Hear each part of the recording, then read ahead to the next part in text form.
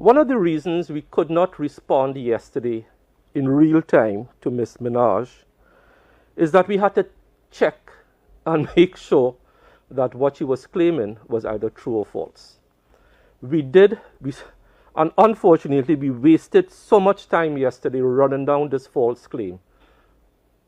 It is, as far as we know, at this point in time, there has been no such reported either side effect or adverse event.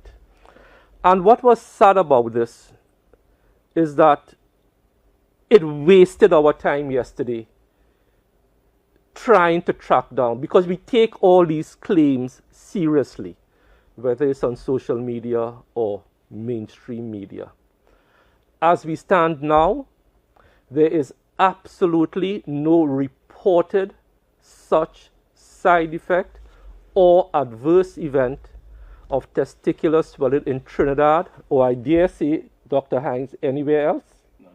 None that we know of anywhere else in the world. I can't believe I have to say this, but here is the health minister for Trinidad and Tobago holding an official press conference to announce that no, they could not find the friend of Nicki Minaj's cousin who purportedly got the vaccine and whose testicles became swollen, something she announced to 22 million followers on Twitter.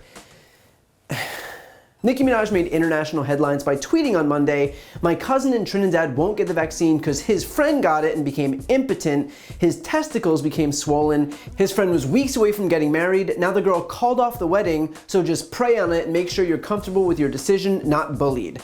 Now, with this claim having been debunked by officials in Trinidad and Tobago, here's what's most ironic. This whole impotence claim was made 23 minutes after she tweeted this. "They want you to get vaccinated for the Met. If I get vaccinated, it won't be for the Met. It'll be once I feel I've done enough research. I'm working on that now." On the issue of doing more research, that probably should have been before she went online and claimed to tens of millions of people that the vaccine was causing testicles to, well, you know. And just one more point on the issue of doing more research, and this isn't isolated to Nicki Minaj. For anyone claiming that they're gonna do their own research, what research are you going to do that'll supersede that of the scientific community, of the people who've dedicated years to studying mRNA, of the thousands of people involved in clinical trials, of those who've spent their lives researching immunology and epidemiology? What are you going to find on Facebook.com that the actual experts missed?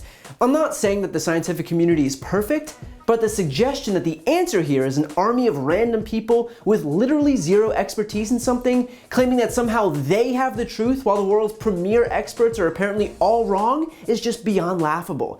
And so they're spreading the exact misinformation that they're claiming to be fighting back against. They're not just egregiously and dangerously misinformed, they're also hypocritical. And so now, instead of fighting this pandemic, the world's leading voices in health are stuck searching for Nicki Minaj's cousin's friend because that person told someone else who told Nicki this thing one time, and so now our limited resources are being diverted to talking about this.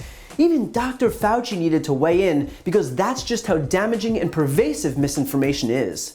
Speaking of trusted messengers, pop star Nicki Minaj tweeted yesterday that she's not vaccinated, she's doing her own research, and then she shared an anecdote I found rather unbelievable, to be honest, about alleged side effects that her cousin's friend supposedly experienced in Trinidad. I wouldn't normally even ask you about this, but Nicki Minaj has nearly 180 million followers on Twitter and Instagram combined. She's beloved by her fans. She's a huge talent, obviously. Her tweet was seized upon by vaccine opponents as some sort of evidence. I want you to address what she said, because for anyone out there who has any questions about this, Dr. Fauci, is there any evidence that the Pfizer, the Moderna, or the J&J vaccines cause any reproductive issues in men or women? The answer to that, Jake, is a resounding no. There's no evidence that it happens, nor is there any mechanistic reason to imagine that it would happen. So the answer to your question is no. How can health authorities even attempt to combat this kind of misinformation coming from somebody who is a huge and beloved international star like Nicki Minaj?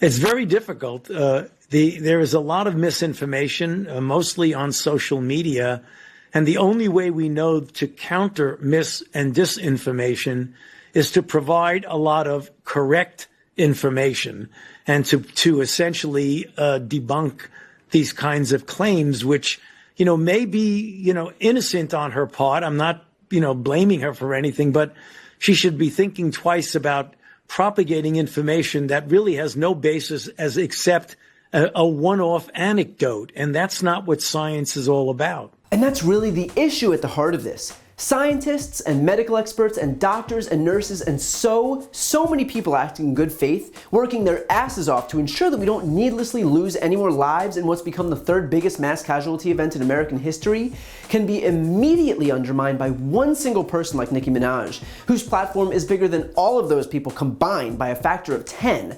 Someone who's had the audacity to bring up the concept of doing her research while simultaneously airing a claim that she herself didn't research.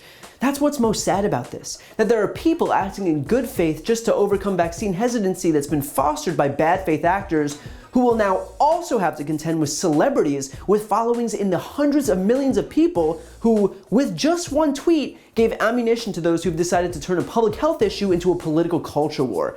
I feel bad for those doctors and nurses who have to continue working in miserable conditions and contending with mass death because one privileged artist heard something from some dude's friend's cousin's neighbor.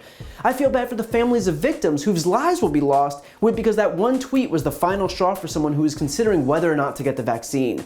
I feel bad for her fans, who might have no other access to information beyond what they'll hear from Nicki Minaj, who might now be at risk of hospitalization or death because their only source of information failed to vet what she herself was saying. Whereas she could have used her platform for good, we'll only see losers from this scenario. So look, all of this is to say that everyone, myself included by the way, should use their platforms carefully. No one's immune to making mistakes, again, myself included, but that sense of responsibility should be taken into account before you make a statement to tens of millions of people. And knowing what we all know about the veracity of that claim, she should at the very least clarify her position and make sure that her fans and followers know the truth. And this is an issue that we have so often, when the misinformation is seen by tens or hundreds of millions of people, and the fact check comes and goes without making so much of a ripple. And while that would be bad enough unto itself, in this scenario, where the information is regarding whether or not to take a life-saving vaccine in the middle of a pandemic, this really is a matter of life or death.